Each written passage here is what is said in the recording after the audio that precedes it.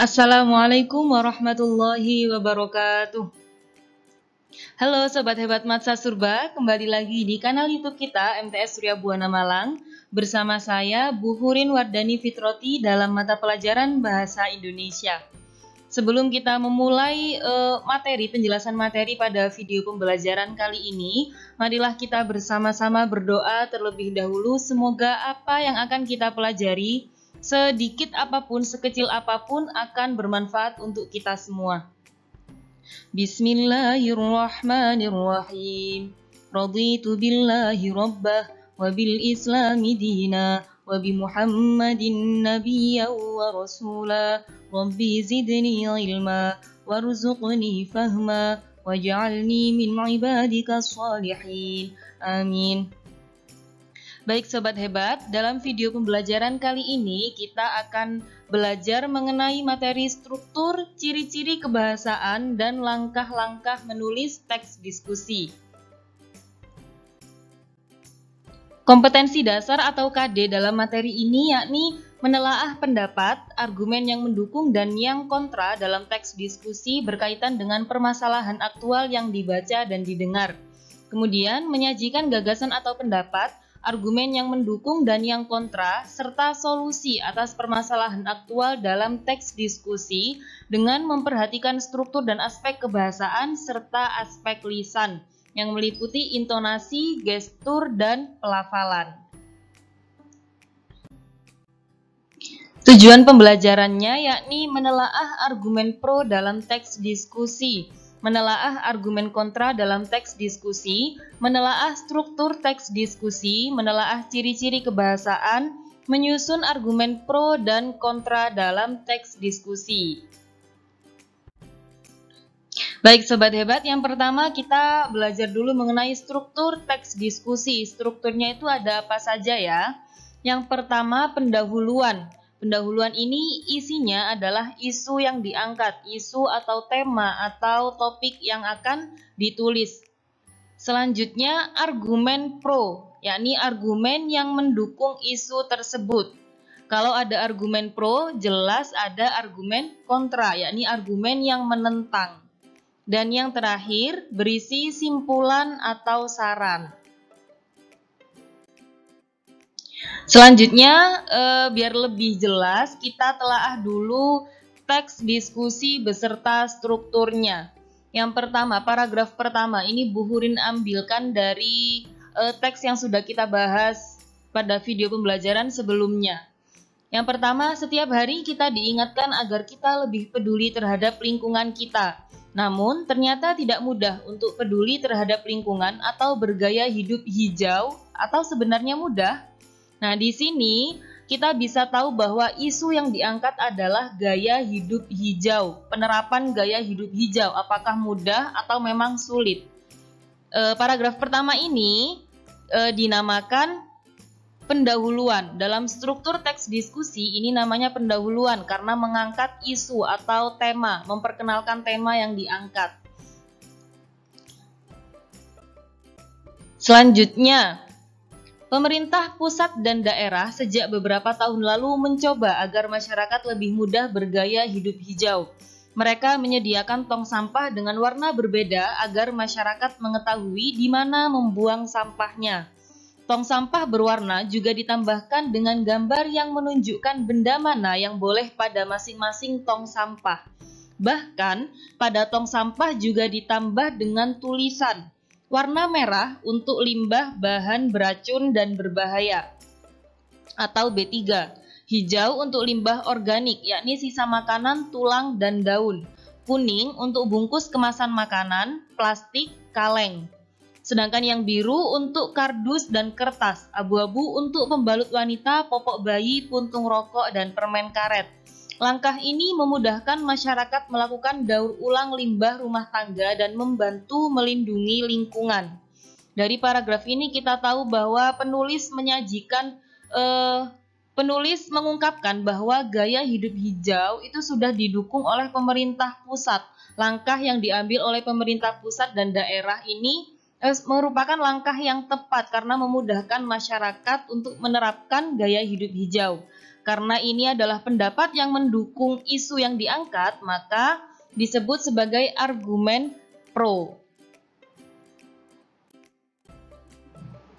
Selanjutnya, pada setiap kesempatan jutaan orang melakukan gerakan kebersihan di berbagai wilayah di Indonesia dalam waktu yang berbeda-beda. Gerakan semacam ini diharapkan menginspirasi masyarakat untuk selalu peduli lingkungannya masing-masing. Kampung wisata Jambangan di Surabaya menjadi kampung percontohan gaya hidup hijau dalam daur ulang sampah dan penghijauan kampung yang sesungguhnya.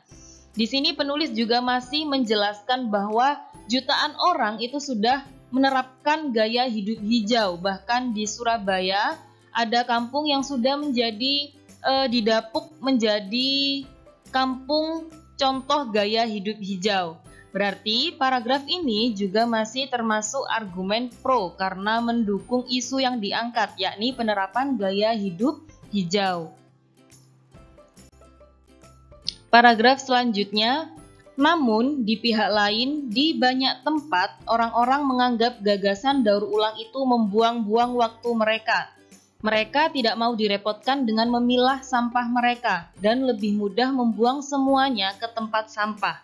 Mereka tidak berpikir apa yang akan terjadi 10, 20, atau 30 tahun kemudian saat tempat tinggal mereka sudah penuh dengan sampah. Dalam paragraf ini, penulis menyajikan sebuah fakta bahwa banyak orang yang menganggap kalau daur ulang sampah itu hanya akan membuang-buang waktu. Mereka tidak mau repot memilah sampah mana yang organik, mana yang anorganik, mana yang B3. Di sini berarti struktur teks diskusinya ialah argumen kontra karena menentang isu yang diangkat. Selain itu, di awal paragraf sudah ditandai dengan konjungsi namun. Nah, itu adalah konjungsi pertentangan. Setelah paragraf sebelumnya ialah argumen pro, maka paragraf yang ini ialah argumen kontra.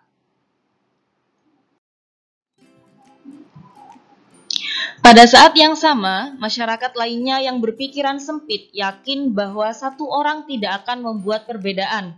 Mereka sangat salah. Setiap benda yang didaur ulang merupakan bonus bagi lingkungan kita akibat kita belajar menggunakan sumber daya dengan lebih efisien sehingga dapat bertahan bertahun-tahun lagi. Di sini juga masih termasuk argumen kontra karena penulis menyebutkan bahwa masyarakat lainnya juga ada yang berpikiran bahwa satu orang saja tidak akan membuat sebuah perubahan. Meskipun di paragraf ini penulis juga sudah menyatakan dia berpihak di pendapat yang mana. Di kalimat mereka sangat salah, setiap benda yang didaur ulang dan seterusnya itu menunjukkan sikap penulis dalam isu ini. Dan paragraf yang terakhir, daur ulang tidaklah sulit jika kita memikirkan serius tentang manfaatnya.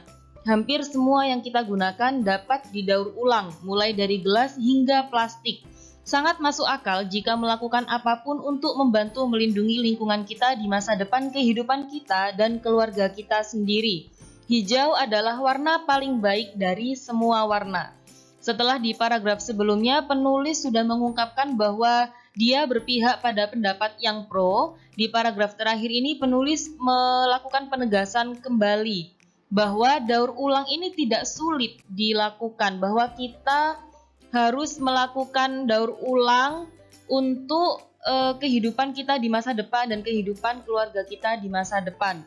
Maka dari itu, paragraf ini termasuk dalam struktur teks diskusi simpulan atau saran. Nah, setelah kita belajar struktur teks diskusi, selanjutnya kita mempelajari mengenai ciri-ciri kebahasaan teks diskusi. Yang pertama ada kata emotif, kata evaluatif, kemudian modalitas, dan yang terakhir konjungsi. Mungkin beberapa dari sobat hebat ada yang sudah familiar dengan istilah-istilah ini, mungkin ada juga yang belum. Nah, lebih jelasnya Bu Hurin akan memberikan penjelasan dan juga contoh kalimatnya. Yang pertama, kata emotif, yakni kata yang melibatkan pikiran pembaca, seakan pembaca melihat atau merasakan persoalan yang diangkat, berhubungan dengan emosi manusia. Perlu diingat, emosi itu tidak hanya marah, emosi adalah perasaan manusia, jadi banyak sekali macamnya. Contohnya, contoh kata emotif, berharga, berbahaya, brutal, berkobar. Contoh kalimatnya, berdasarkan saksi sejarah, peristiwa 30 September 1965 merupakan sejarah kelam bagi Indonesia. Peristiwa brutal tersebut akan selamanya menjadi noda hitam bagi negeri ini. Di sini ada kata brutal, ini adalah kata emotif. Kita bisa membayangkan bahwa peristiwa 30 September 1965 ini benar-benar sangat brutal, sangat kejam, sehingga menjadi noda hitam bagi negeri Indonesia. Selanjutnya, kata evaluatif, yakni kata yang untuk mengkaji argumen dan bukti pendukung. Kata evaluatif itu sama dengan berhubungan dengan penilaian, misalnya benar, salah, tepat, buruk, keliru, lemah. Nah, itu adalah contoh kata evaluatif. Contoh kalimatnya, langkah yang diambil Nadiem Makarim sebagai Menteri Pendidikan untuk memfokuskan pendidikan siswa pada literasi dan numerasi merupakan langkah yang tepat. Tepat di sini termasuk kata evaluatif karena menilai bahwa langkah tersebut benar, tetap. Begitu ya. Selanjutnya, modalitas. Modalitas itu kata yang menunjukkan sikap penulis terhadap isu yang diangkat. Modalitas digunakan untuk kita tahu penulis tersebut berdiri di mana, apakah yang kontra atau yang pro. Contoh modalitas ada apa saja? Ada kata dapat, akan, mesti, seharusnya, selalu, biasanya, hampir, nyaris, tidak pernah, kadang-kadang, umumnya, tentu, pasti, dan harus. Contoh kalimatnya, BLT yang dibagikan pemerintah selama pandemi ini dapat membantu meringankan beban masyarakat, terutama mereka yang kehilangan pekerjaannya. Kata dapat di sini merupakan modalitas. Dari kalimat ini kita bisa tahu bahwa si penulis mendukung langkah pemerintah membagikan BLT karena dirasa membantu meringankan beban masyarakat. Yang terakhir yakni konjungsi atau kata hubung untuk menghubungkan antar kalimat atau antar paragraf agar kalimat dan paragraf tersebut menjadi padu. Pada video pembelajaran teks pidato, Bu Hurin sudah menjelaskan jenis-jenis konjungsi berdasarkan tingkatannya, ada subordinatif, ada koordinatif, kemudian ada konjungsi antar paragraf, itu adalah konjungsi berdasarkan letaknya. Kalau sekarang, Bu Hurin akan menjelaskan mengenai jenis konjungsi berdasarkan fungsinya. Yang pertama ada konjungsi aditif, menghubungkan dua hal yang ditambahkan. Konjungsi aditif yaitu ada kata dan, lagi, pula. Contoh kalimatnya, Amalia dan Dila sedang belajar bersama, berarti dua-duanya sedang belajar. Yang kedua, konjungsi pertentangan, menghubungkan dua hal yang dipertentangkan. Contohnya, tetapi, sedangkan, namun, melainkan, sebaliknya. Contohnya, dia bukan Septian, melainkan Fikri. Perlu diingat, kata tetapi dan namun fungsinya sama-sama konjungsi pertentangan. Tetapi posisi dua kata ini berbeda. Kalau tetapi harus berada di tengah kalimat. Kalau kata namun harus berada di awal kalimat. Konjungsi yang ketiga, konjungsi disjungtif. Menghubungkan dua hal dengan memilih salah satu, contohnya atau maupun entah. Contoh kalimatnya, Wildan tidak suka durian maupun belimbing. Konjungsi yang keempat, yakni konjungsi waktu atau temporal, menjelaskan hubungan waktu antara dua hal. Contohnya, sesudah, setelah itu, sejak, sebelum, ketika, pada saat. Contoh kalimatnya, sebelum menyantap makanannya, Rafid membaca doa terlebih dulu. Ini kan menghubungkan dua hal. Rafid membaca doa dan Rafid makan. Dihubungkan dengan konjungsi waktu, yakni sebelum. Kemudian konjungsi urutan atau kronologi, menyatakan urutan suatu hal. Contohnya, mula-mula, lalu, kemudian. Contoh kalimatnya, Rafa melepas sepatunya, kemudian bergegas ke kamar mandi. Kemudian konjungsi syarat, menjelaskan syarat pada suatu hal yang dapat terjadi. Contohnya, jika, apabila, jikalau, kalau, bila mana. Contoh kalimat, Jose akan mentraktir teman-temannya jika dia menang lomba. Nah, ini kan syaratnya Jose menang lomba. Kalau Jose menang lomba, Jose akan mentraktir teman-temannya. Itu konjungsi syarat. Selanjutnya konjungsi konsesif, yaitu menjelaskan bahwa suatu hal bisa terjadi tanpa perlu ada syarat. Contoh, walaupun, meskipun, biarpun. Contoh kalimatnya, meskipun kepalanya pusing, Hamada tetap menemani adiknya belajar. Kalau yang syarat tadi harus ada syaratnya. Jose harus menang lomba dulu. Kalau Jose menang lomba, dia akan mentraktir teman-temannya. Kalau konsesif tidak harus ada syaratnya.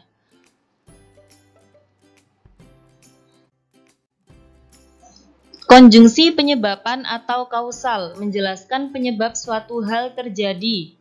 Contoh, sebab, karena. Contoh kalimatnya, Barik tidak masuk sekolah karena sakit. Hal yang terjadi adalah Barik tidak masuk sekolah. Sebabnya apa? Sebab dia sakit. Ada juga konjungsi pengakibatan, menjelaskan akibat suatu hal. Contoh, sehingga, akibatnya, sampai-sampai. Contoh kalimat, Radit tertawa terbahak-bahak sampai-sampai perutnya sakit. Perut sakit ini adalah akibat dari Radit tertawa terbahak-bahak. Kemudian konjungsi penjelasan, menghubungkan bagian kalimat dengan perinciannya. Contoh, bahwa. Contoh kalimatnya, Najwan berpendapat bahwa sekolah tatap muka lebih menyenangkan daripada tatap maya. Menjelaskan pendapatnya Najwan dan rincian pendapatnya Najwan. Konjungsi cara, menjelaskan bahwa suatu hal merupakan cara dari sebuah tindakan. Contoh, dengan, tanpa. Contoh kalimat, saat ini kita tidak boleh keluar rumah tanpa menggunakan masker. Konjungsi pengecualian atau pembatasan, menyatakan pembatasan terhadap suatu hal. Contoh, kecuali, selain. Contoh kalimat, semuanya bisa hadir kecuali Helmi. Ini pengecualian. Kemudian konjungsi penegas, menegaskan atau meringkas bagian kalimat yang telah disebutkan. Contoh, bahkan, apalagi, yaitu. Contoh kalimat, Masyita berteman baik dengan Salva. Mereka bahkan sering menginap bersama di rumah Masyita. Dan ini menegaskan bagian kalimat yang telah disebutkan. Yang telah disebutkan ialah Masyita dan Salva ini berteman baik. Kemudian ditegaskan, mereka bahkan sering menginap bersama di rumah Masyita. Konjungsi perbandingan, membandingkan dua hal. Contoh, sebagaimana, seperti, bagai, ibarat. Contoh kalimat, dua orang itu bagai pinang dibelah dua. Perlu diingat, perbandingan itu tidak hanya mencari perbedaannya, tetapi mencari persamaannya juga. Dan yang terakhir, konjungsi tujuan, menjelaskan maksud dan tujuan. Contoh, agar, supaya, untuk, guna. Contoh kalimat, Angel rutin minum madu agar imunnya kuat. Angel ini rutin minum madu, tujuannya apa? Agar imunnya kuat. Materi yang terakhir yakni langkah-langkah menulis teks diskusi. Yang pertama, pasti memilih isu atau topik yang akan ditulis. Kita ingin mengangkat permasalahan apa? Kemudian yang kedua, kita data opini-opini yang pro, yang mendukung. Kita data juga opini yang kontra, yang menentang. Kemudian kita tarik kesimpulan. Nah, setelah mendata opini tersebut, kita merangkai kerangka opini tadi menjadi teks diskusi yang padu. Setelah kita menulisnya menjadi teks diskusi yang padu, jangan lupa disunting terlebih dahulu untuk mengetahui apakah ada kesalahan ejaan atau penulisan ataukah sudah benar semuanya. Baik sobat hebat, dalam video pembelajaran hari ini kita sudah belajar mengenai struktur teks diskusi, ciri kebahasaannya, dan juga langkah-langkah menulis teks diskusi. Sekian penjelasan dari Bu Hurin, terima kasih sudah belajar hari ini. Mari kita tutup video pembelajaran kali ini dengan membaca surat Al-Asr dan doa kafaratul majelis. Bismillahirrahmanirrahim. Wal 'asri innal insana lafi khusrin illa alladzina amanu wa 'amilus solihati wa tawasaw bil haqqi wa tawasaw bis sabr. Subhanakallahumma wa bihamdik asyhadu an la ilaha illa anta astaghfiruka wa atubu ilaik. Amin.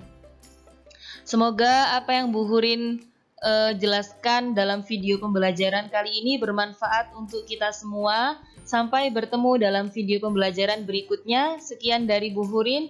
Terima kasih. Assalamualaikum warahmatullahi wabarakatuh.